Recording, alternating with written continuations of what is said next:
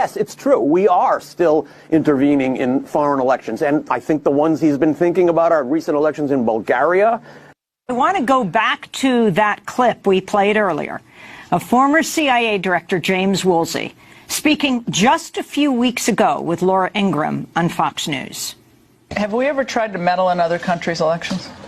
Oh, probably, but it was for the good of the system in order to avoid the communists from taking over. For example, in Europe, in 47, 48, 49, the Greeks and the Italians, we don't do that now, though? We don't mess around other people's elections, only for a very good cause. Can you do that? Do a Vine video on this former CIA director. Only for a very good cause in the interests of democracy. All right, only for a very good cause in the interests of democracy. That's former CIA Director James Woolsey. So if you could respond to what he says today, Stephen Kinzer, we're not talking about history right now, and also talk about the NED, the National Endowment for Democracy, and Trump's proposal to cut it by something like 2/3 in the 2019 budget. Well, that was a great clip, and I think maybe Woolsey's thinking back to one of his predecessors, Richard Helms, who was convicted of lying in court for denying that the United States had tried to influence the election in Chile. He didn't want to lie, so he just laughed. And I saw him really trying to tell the truth, not trying to lie. Yes, it's true. We are still intervening in foreign elections, and I think the ones he's been thinking about are recent elections in Bulgaria, in Mongolia, in Slovakia.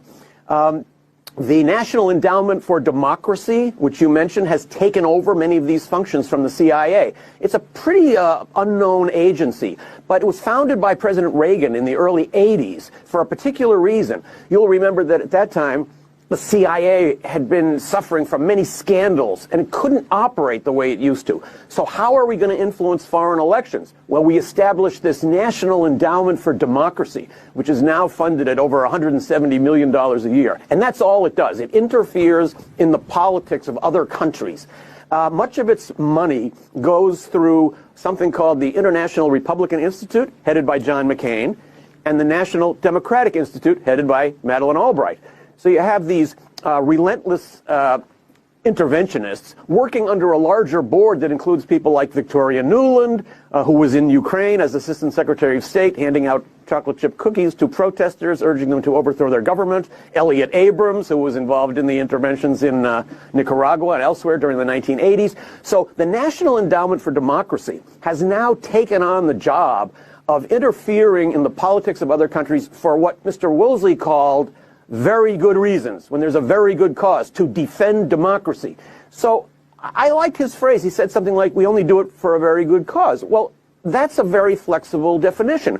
Every country can define what a good cause is from its point of view. So if you feel that you have the right to intervene in the politics of another country and try to shape the results of its election because it's a good cause, then you have to realize that other countries will make the same rational calculation. We cannot be outraged when other countries are doing on a smaller scale what we've taught the world how to do over more than 100 years. Actually, this is one of the main jobs of the National Endowment for Democracy. It sends money and advisors into other countries, and it teaches them how do you make computer lists? How do you organize demonstrations? How do you make political meetings? How do you start a newspaper? These are all the building tools that we try to spread in other countries where there are governments of which we don't approve.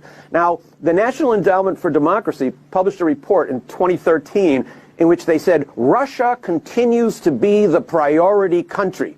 Soon after that, the Russians banned National Endowment for Democracy from working in Russia. Now the NED is working in all the countries around Russia. It's working in Kosovo and Serbia. It's working in Moldova. It's working in Ukraine. It's working in Belarus. So we are trying to foment anti-Russia movements in countries all around Russia with the aim, ultimately, of having the big prize of somehow being able to turn Russia into a country that would be subservient.